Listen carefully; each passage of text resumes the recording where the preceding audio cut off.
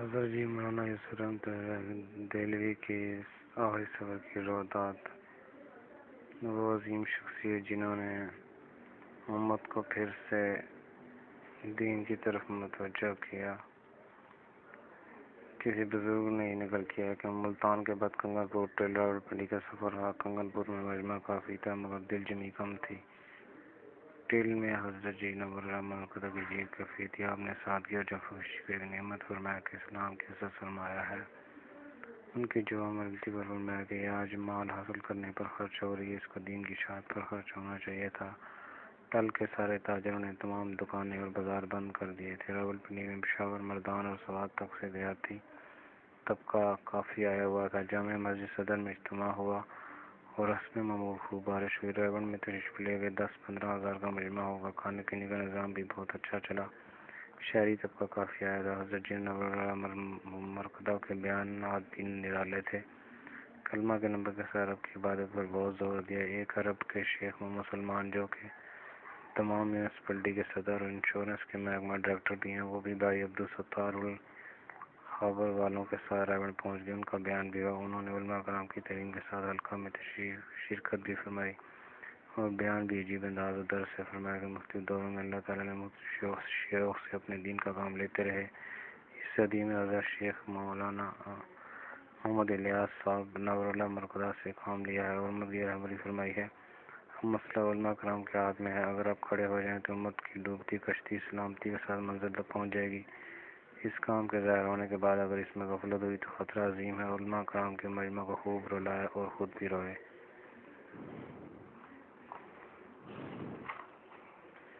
3-4 مختلف کالجوں کے طلباء بھی آئے ہوئے تھے۔ ان میں سے خالد صاحب لیکچرر علی گڑھ یونیورسٹی نے خصوصی بات چیت کی۔ طلباء نے بہت اچھا اثر لیا تھا۔ انہوں نے بتلایا کس طرح علی گڑھ یونیورسٹی کمیونزم کا اڈا بنی ہوئی تھی اور اب کس طرح دین کی فضا اس کام کی برکت سے پیدا ہو رہی ہے، اور اب کہ علی گڑھ کے تمام پروفیسروں کا اجتماع ہوا، اس میں حضرت جی نور اللہ مرکزہ کی تقریر ہوئی۔ آپ نے فرمایا کہ ولایت کی 2 قسمیں ہیں، ایک یہ کہ سب کچھ چھوڑ کر جنگلوں میں نکل جانا اور تزکیہ اختیار کر لینا اور اللہ جل شانہ کی طرف چلنا ولایت کا اتنا درجہ ہے۔ دوسرا درد ولایت کا اعلیٰ درجہ ہے کہ جس شعبے میں چل رہے ہیں اس کو ولایت والوں کی صفات سے چلانا۔ اس کے لیے اپنے اپنے شعبوں سے نکل کر اپنا اپنا یقین، عبادت اور اخلاق بنانے کی ضرورت ہے۔ ان چیزوں کو بنا کر پھر شعبوں میں لگا جائے۔ اب کے کالج کے طلباء نے کثرت سے اوقات لکھائے۔ 70 جماعتیں نکلی۔ جماعتیں رخصت ہونے کے وقت حضرت جی کی رکعت انگیز تقریر نے عرب شیخ تک کو رلا دیا۔ اجتماع کے بعد حضرت جنرل صاحب کے یہاں اور عبدالرحمان صاحب قریشی جی ایم اے ڈی سی کے یہاں افسروں کا اجتماع ہوا۔ دونوں جگہ ملا کر تقریباً 100 افسروں، کالجوں کے پروفیسروں نے بات کو سنا۔ لاہور میں 3 شب قیام کے بعد ایک دن کے لیے گاؤں ناروال کے پاس میواتی لوگوں کا اجتماع رہا۔ اس اجتماع میں حضرت نور اللہ مرکزہ نے سکرات الموت اور غمرات الموت سے بچنے کی بار بار دعا کی۔ حضرت جی کو اس سے پہلے کبھی اتنی کثرت سے دعا کرتے ہوئے نہیں سنا تھا۔ اس علاقے کے اجتماع سے حضرت جی نور اللہ مرکزہ بہت خوش ہوئے اور علاقوں کو دعا بھی دی۔ اس اجتماع میں ایک پیر صاحب بھی بیعت ہوئے۔ عیسائی بھی شریک بیان رہے اور بہت اثر لیا۔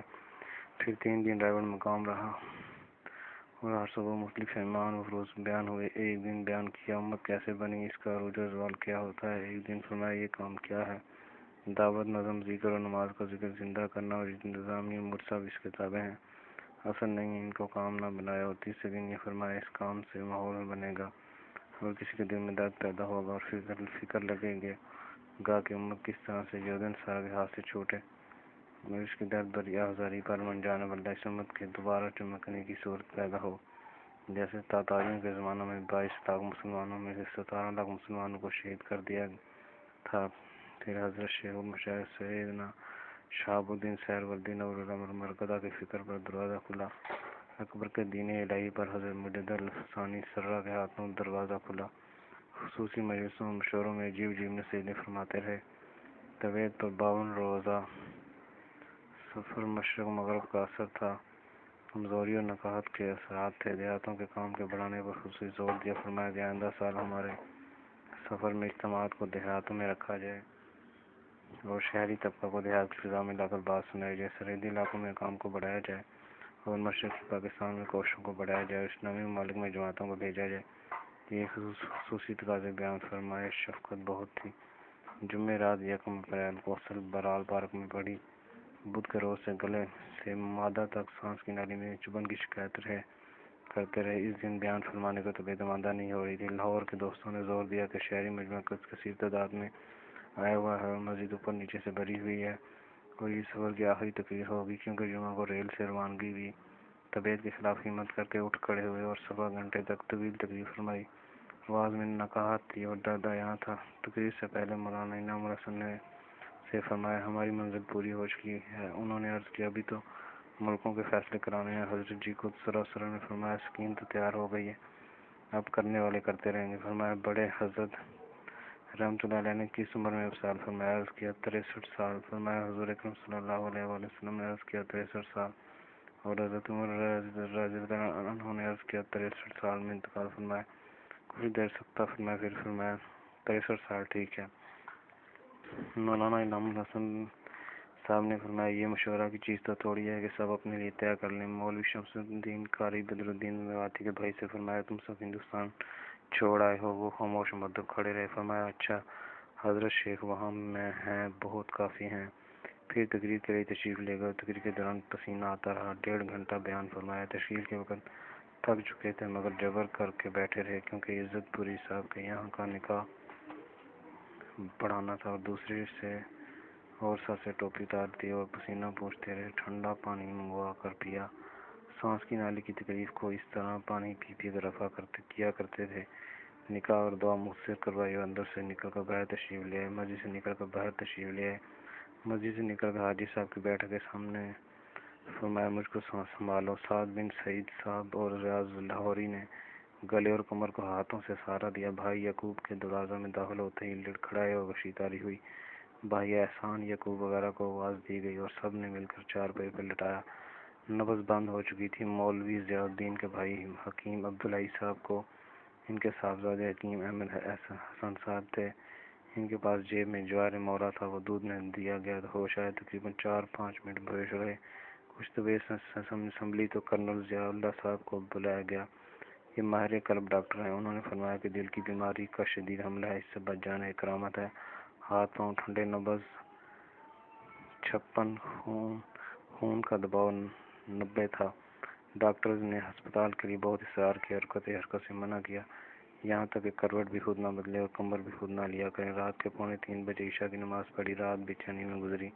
نیند کا ٹیکا لگایا گیا، کچھ نیند ہوئی۔ صبح کو اٹھے تو طبیعت میں بشاشت تھی۔ پوچھتے رہے رات کو کیا ہوا۔ ایک دوست اورنگزیب پٹھان کے علاقہ اور وہاں کے لوگوں میں کام کی اہمیت کو بتایا۔ فرمایا کہ یہ ہماری ریڑھ کی ہڈی ہیں۔ حکیم عبدالحی کو فرمایا کہ جماعت لے کر جاؤ۔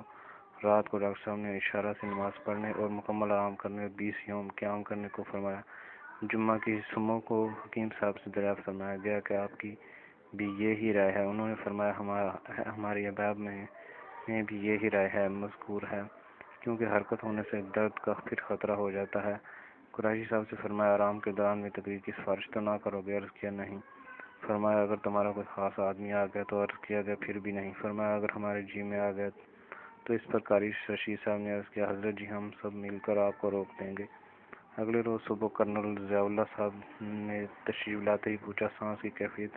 کھانسی تو نہیں؟ کہا گیا نہیں۔ ڈاکٹر صاحب نے زور سے الحمدللہ کہا کہ اتنی جلدی صحت میں ترقی ہمارے خیال سے باہر کی چیز ہے۔ اکثر نبض 130 رہا کرتی تھی، خون کا دباؤ 128 تھا، حالت اچھی تھی۔ چائے ڈبل روٹی کھائی۔ دل کی حرکت کا تحریری چارٹ، کارڈیوگرام بھی لیا گیا۔ مرض اپنا اثر چھوڑ گیا تھا۔ اب ڈاکٹر صاحب نے اسپتال کا زور نہیں دیا کہ ڈاکٹر اسلم صاحب نگرانی کرتے رہے۔ نیند آتی اور اٹھنا 8-10 منٹ بعد اکھڑ جاتی۔ سہارنپور جانے کا ارادہ ملتوی کر دیا تاکہ چند روز آرام کے بعد جائیں۔ جمعہ کا وقت ہوا تو ہم سب نماز کو چلے گئے۔ خطبہ کے ختم ہونے پر صفیں سیدھی ہو رہی تھی کہ بھائی خدا بخش نے ڈاکٹر محمد اسلم صاحب کو اونچی اونچی آواز دی۔ وہ گئے۔ سانس کی تکلیف شروع ہو چکی تھی۔ قاضی عبدالقادر صاحب کو بلوایا۔ ان کا ماتھا پہلے ہی ٹھنک چکا تھا۔ انہوں نے کہا، وقت قریب ہے، آپ پڑھیں۔ فرمایا، تم بھی پڑھو۔ یہ تکلیف دوپہر 2 گولیاں کھانے کے بعد شروع ہو گئی تھی۔ پھر فرمایا، مجھے نماز پڑھاؤ، مجھ سے پڑھاؤ۔ مولانا انعام الحسن صاحب نے نماز پڑھائی۔ ڈاکٹر صاحب نے فرمایا، دوبارہ حملہ ہو گیا ہے،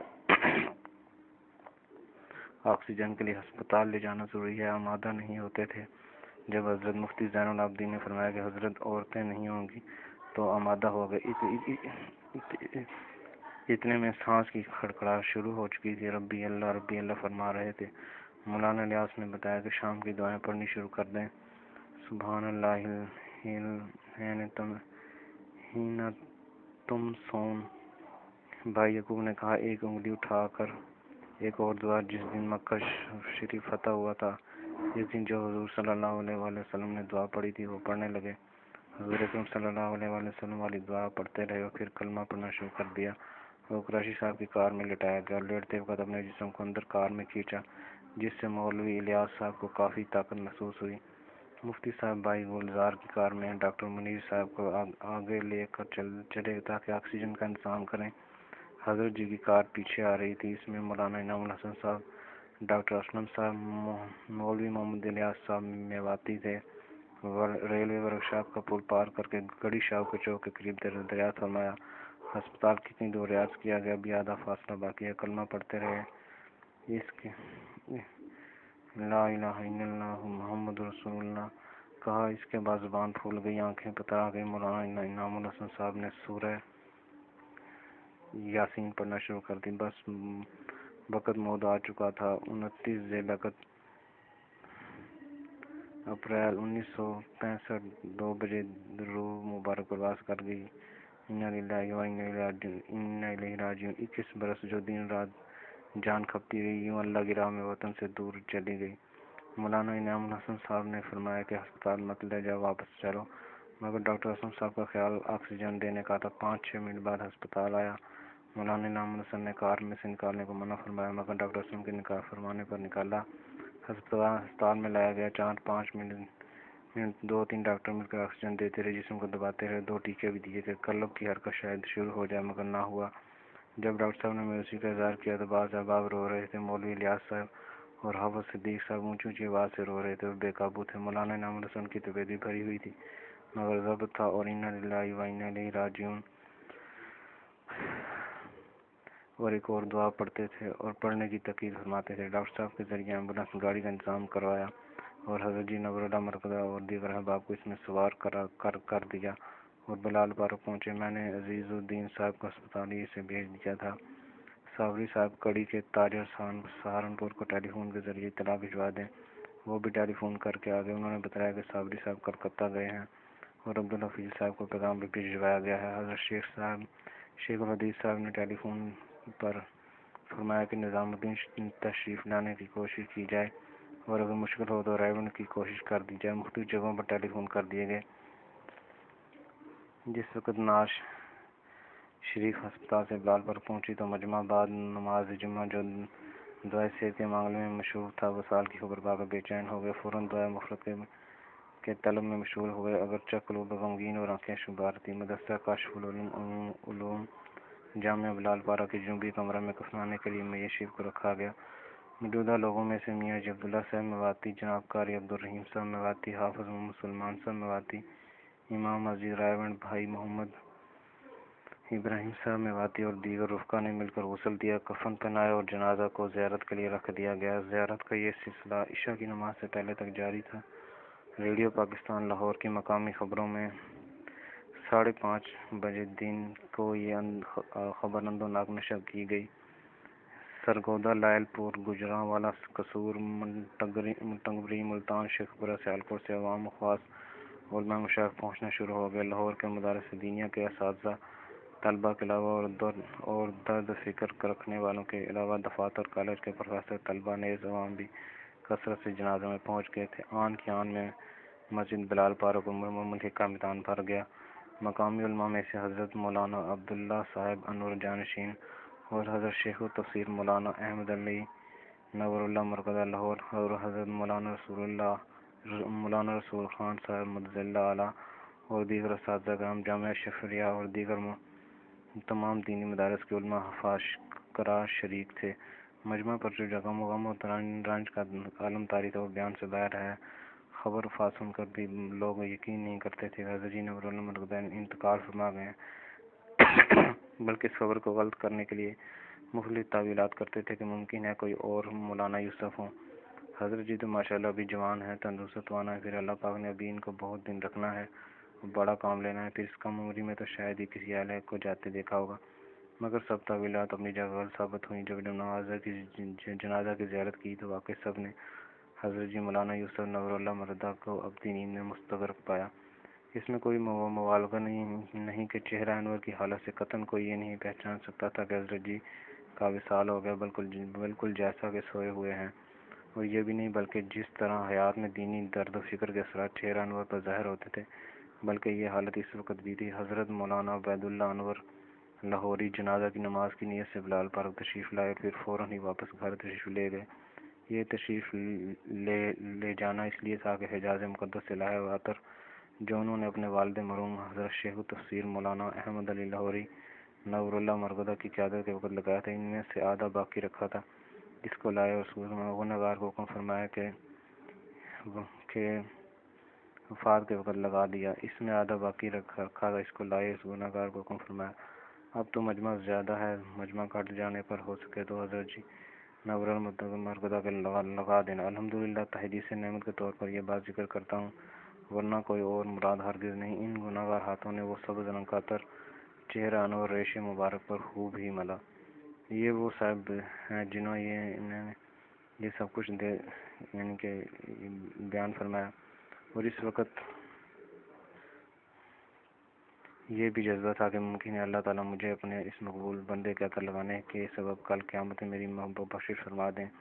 ایک بات تحدیث نعمت کے طور پر عرض کرتا ہوں کہ جس دن حضرت بلال رضی اللہ عنہ کے اسلام لانے کے سبب ان کے مجاہدات اور قربانی دینے کی برکت سے اللہ پاک نے اہل حبشہ کو اور سلمان فارسی رضی اللہ عنہ کی برکت سے اہل فارس کو اسلام کی طرف پلٹ دیا۔